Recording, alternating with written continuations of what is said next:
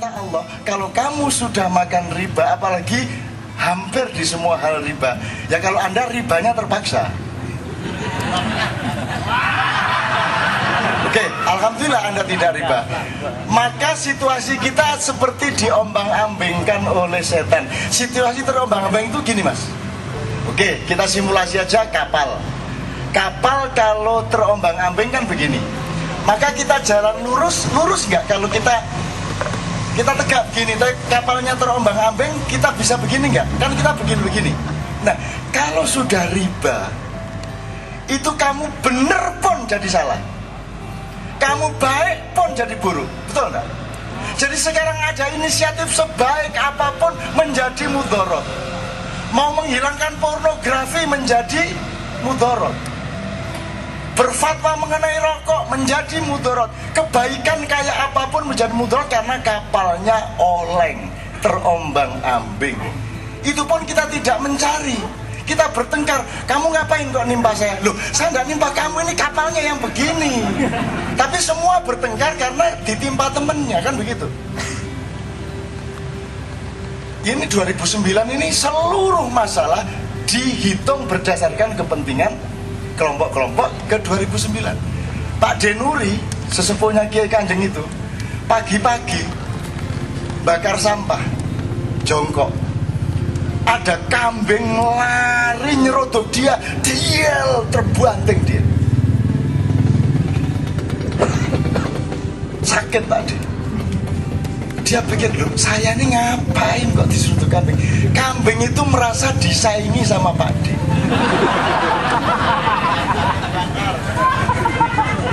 Loh kok ada orang kok bawa begini-begini, mirip-mirip seperti temennya, maka diseruduk sama kambing. Jadi 2009 ini Anda nggak ngapa-ngapain bisa diseruduk orang. Tidur di rumah diharamkan, coba.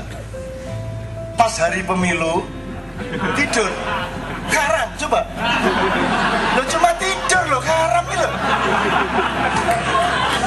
Ya nek tidur sama istri haram nggak apa-apa lah, nek kayak dada. Sudah tidur kedap-kedip pijan haram hukumnya. Itu namanya kita jadi Pak Denuri yang diseruduk kambing. Kambing itu punya rasa persaingan, rasa terancam dan seterusnya. Maka begitu kaca seperti ini ngomong bebas dianggap ancaman, kan begitu. Itu karena kita berada dalam situasi itu. Teman-teman sekalian, riba kita sudah memuncak sekarang. Gak apa-apa, sekarang sudah memuncak. Dan satu yang harus kita lakukan, dua hal. Yang pertama adalah Anda harus bisa berjalan di sela-sela hujan riba. Nah, coba hujan sederas apapun, itu volume titik-titik hujan yang turun itu lebih kecil dibanding sela-sela di antara titik-titik. Kalau Anda rajin dan beritikat baik dan optimis terhadap kehidupan, masih sangat banyak ruang-ruang untuk tidak riba. Gitu loh. Dan itu benar-benar masih tersisa banyak sekali ruang.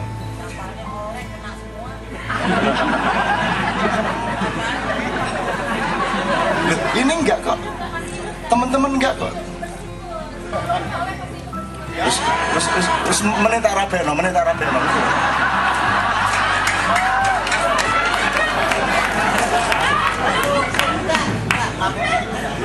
Nah, nomor dua, teman-teman sekalian. Nomor dua, sekarang kalau kapalnya oleng, apakah kapal oleng karena dirinya sendiri? Bisa kapal oleng karena mesinnya tidak stabil? Bisa kapal oleng karena ada angin global dari Amerika? Bisa kapal oleng karena keseluruhan laut memang sedang mengalami fluktuasi gelombang? Nah, ilmuwan yang harus memberitahukan kepada kita, kapal oleng ini sebenarnya fokusnya di orang yang bertengkar di dalam kapal. Apa mahasiswa tawur, apa bapak bunuh anaknya, anak bunuh bapaknya, apa ketua DPRD sampai mati, itu semua kan efek dari kapal oleng di dalam dek. Sebenarnya masalahnya bukan manusia di dalam kapal itu, tapi karena sistem dan konstitusi dan budaya politik kita merupakan gelombang laut yang kapanpun saja akan bikin kapal kita terombang-ambing terus-menerus. maka kita harus akan mengalami perubahan yang benar-benar mendasar. Dan itu saya mohon kepada Allah dari Anda. Cukup segini cukup. Itu perkara tidak tercapai sudah biasa.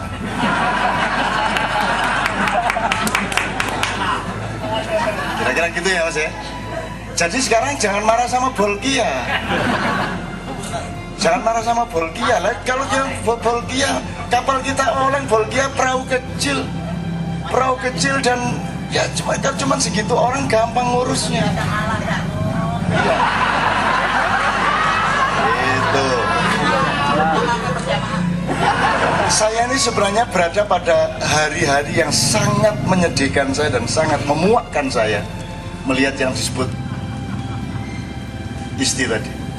Saya melihat kezoliman yang luar biasa.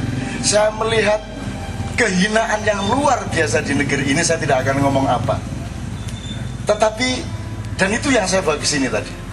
Saya marah, saya ingin meludah. Saya sampai bilang, upama aku dadi set, aku mau manggon di batangi wong iku. Sampai ngono aku. Upama aku disuruh meludahi itu orang-orang seperti itu, saya akan menolak meludahi. Eman ludah saya, karena ludah saya masih lebih mulia daripada dia. Sampai ngono saya. Tapi begitu saya masuk sini, sembuh saya. Sembuh saya, ketemu Anda saya sembuh. Seluruh amarah saya hilang. Saya optimis lagi. Saya penuh harapan lagi. Saya tidak tahu, tak anggap ini adalah potensi ponari-ponari. Entah apa bidangnya, tapi bahwa kita akan mengalami keajaiban besar dalam beberapa tahun ke depan. Amin ya Allah. Nek mboten nggih siapa apa ya terus no. Gitu ya teman sekalian ya. Tapi coba lihat nih, Anda nih bertahan sampai jam segini di sini nih. Masa Anda ada harapannya? Pengangguran itu jalan aja. Loh, pengangguran pun tidak akan bisa bertahan dengan konsentrasi seperti ini kalau Anda tidak punya nurani yang bersih. Kalau tidak tidak punya keinginan dan keikhlasan yang luar biasa untuk seluruh rakyat dan masyarakat. Yang bisa memelihara Anda duduk di sini adalah Anda punya ketulusan yang benar-benar sejati untuk bangsa Indonesia. Kan begitu? Dan itu mustahil Allah tidak memperhatikan Anda. Mustahil. Kalaupun Anda dan saya tidak mampu merubah Indonesia, insya Allah pasti Allah merubah hidup Anda dan hidup saya. Kalaupun Indonesia dibiarkan gelap, Anda tidak dibiarkan gelap, Anda akan penuh cahaya. Keluargamu akan lebih sejahtera, penghidupanmu akan lebih mudah, hutangmu akan terbayar. Kalaupun tidak terbayar, yang ngutangi lupa.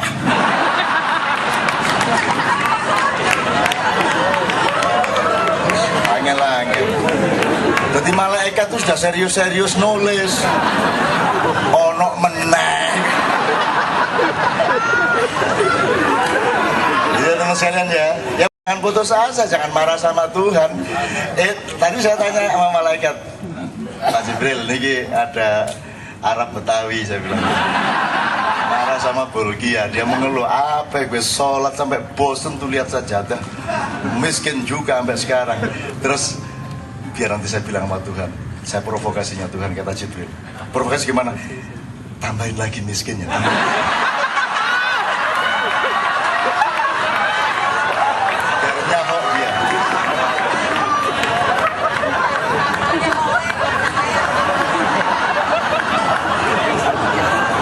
Maka Mas, kalau gitu itu gila saja Anda. Gila itu gini, gila itu nekat sama Tuhan. Ya Allah, aku percaya sama kamu, aku percaya kepada keadilanmu, aku sepenuhnya percaya kepada kasih sayangmu kepadaku. Jadi kun fayakun, aku akan mudah hidupku, bismillah. Jadi Mas nanti gitu, jangan gimana gitu lagi. Sedangkan Tuhan sama orang yang tidak percaya sama dia aja penuh kasih sayang. Tadi saya berdebat sama ada seorang ateis yang luar biasa cerdas sore-sore tadi sama Andre, dan saya tampung dia, saya senang, lebih dahsyat daripada Dadang. Terus saya bilang, nanti kalau MUI membuat fatwa kamu sesat, saya yang bela. Temen lo Cak, ini tak belain kamu. Saya punya banyak argumentasi untuk bela kamu. Karena kamu kan tidak percaya bahwa Tuhan itu bikin agama, tidak percaya bahwa Tuhan itu nyuruh sholat. Kalau memang Tuhan ada, kenapa Gaza dibiarkan seperti itu, seterusnya lah macam-macam. Saya bilang, saya akan bela kamu. Tenang lo Cak, iya tak bela kamu, setan aja bisa saya bela kok, saya bilang gitu. Lu ngurus sampean lo, iya tak bela kan. Cuman saya diem-diem bilang sama Tuhan, ini tak belain ya untuk strategi saja, tapi sekali-sekali saya tempeleng nih orang. Cek kapok arek iki. Ini latihnya kayak saya ngomong. Ngadepin orang itu harus siklikal Mas ya, harus siklikal, dihubungi Mas, dihubungi. Jadi kalau bertanding kayak Muhammad Ali itu kan mengitari. Masalah itu jangan dihadapi linear saja, tapi kesini muter gitu loh Mas, kayak Ali. Makanya staminanya harus kuat. Meskipun tua kayak saya tapi masih oke gitu loh Mas. Andaikan aku berani kawin lagi.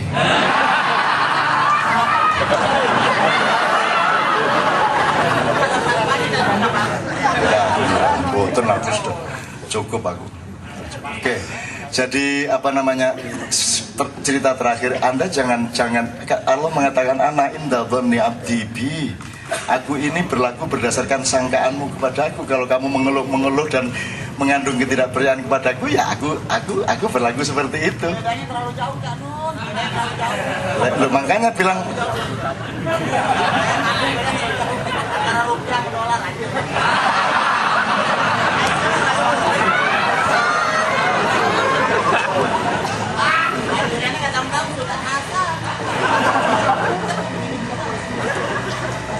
tapi Sultan Bolkiah tidak pernah punya ekspresi segembira dia. Bayangin, miskin, susah, menderita, tapi ekspresinya gembira. Nah, makanya ketika terus malaikat Israfil tidak tega sama Anda, dia bilang sama Allah, ya Allah, aku tidak tega sama hambamu yang di KJ itu. Terus berilah dia rezeki yang banyak. Tuhan mengatakan, loh, nanti kalau saya kasih rezeki lebih banyak dia malah sedih. Loh, lihat itu, rezekinya cuma segitu dia senang.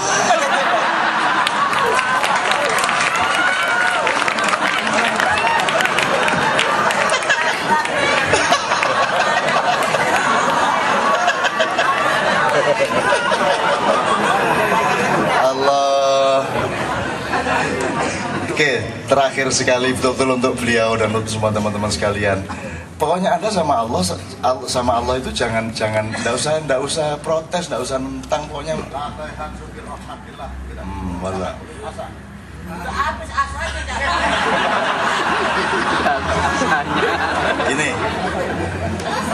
Ini sudah banyak, Anda sudah pernah mendengar semua, ada seorang tua penyembah berhala umur 89 tahun pada suatu hari sakit, lumpuh dan tidak bisa apa-apa, terus dia minta tolong kepada berhalanya. Berhala, sembuhin saya dong, saya kan sudah sembah kamu 80 tahun lebih. Tapi berkali-kali dia minta sembuh kepada berhalanya namanya juga berhala, tidak bisa menyembuhkan dia. Maka terus akhirnya, kalau kamu tidak sembuhkan saya, kata si sakit, saya akan minta sama yang katanya Tuhan Allah itu. Kalau memang dia ada, coba sembuhin saya. Gitu. Jibril marah. Bilang langsung, ya Allah, itu ada hambamu menghina kamu, masa kamu dibilang kalau memang ada Allah itu, kalau memang Allah ada, silakan sembuhkan saya. Itu saya tidak tahan mendengar kalimat yang sinis seperti itu, kata Jibril. Allah ketawa, Jibril ngomong, mure-mure ngono iku. Tapi bagaimana aku mencintaimu ya Allah, dan aku menghormatimu, aku menjunjungmu sebagai satu-satunya sesembahanku, tapi dia menggunakan kata-kata yang sangat menyindirmu dan sangat melukai perasaanku sebagai pecintamu. Wah sudah lah bro, gitu aja kok. Kamu kan malaikat, masa enggak uas jiwanya sih kamu? Udah sembuhin sana, balik sana, sembuhin. Loh, malah disuruh nyembuhin. Loh bagaimana kok begitu kok malah disembuhin, kata Jibril. Bril, kamu itu enggak punya strategi apa bagaimana? Kalau enggak saya sembuhkan, terus bedanya saya sama berhala apa?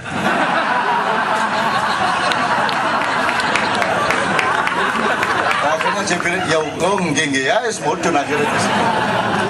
Nah Anda tinggal begitu, ateis saja. Kalau ateis dulu sampai umur 89 tahun.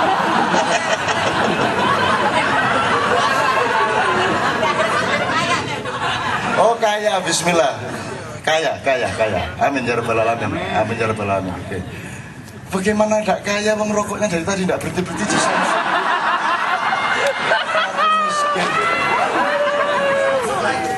Saya itu sedih tiap hari, frustasi terima SMS dari jamaah yang satu yang paling bikin frustasi tidak mau nyebut nama. Nanti kalau tanyain dari siapa, ya saya hanya orang kecil. Pasti Cak Nun tidak kenal saya. Lu rumah samu nih SMS raimu ketok lu. Tinggal nyebut jeneng Ci Angel ya bisa habisin pulsa. Sudah sebut nama cengeng gitu terus, tapi tidak apa-apa lah, memang begitulah rakyat kita. Terus nanti ada lagi, Cak tolong bantu pulsa. Dan itu bisa sebulan 2 kali. Cak tolong bantu pulsa. Dan begitu saya kirim pulsa lewat kantor, terus setiap hari dia kirim nasihat ke saya. Dia juara. Saya yang beliin pulsa tiap hari, saya dinasehati sama dia. Coba, ya kok nasihati itu rodo gaduk, enggak gaduk belas. Gitu loh, dinasihati nanti 2 minggu lagi, Cak tolong bantu pulsa. Tak kirim lagi, pagi-pagi nasihat lagi kepada saya. Manusia yang mulia adalah aduh mati aku ya. Tadi saya di SMS lagi, Cak tolong bantu pulsa. Akhirnya saya balas. Mbok ngurusi panguripan weteng musik, lagi ngurusi negara, ngurusi Imam Mahdi, bilang gitu. Terus dia balas, enggak, maksud saya minta bantu doa. Kayaknya, enggak semua. Ya Allah, saya itu seneng sekali punya teman-teman banyak yang aneh-aneh, yang lucu-lucu seperti itu, Masya Allah. Awas kalau kirim SMS sama saya. Oke, begitu teman sekalian, ya kita berdiri bersama-sama ya. Bismillahirrahmanirrahim.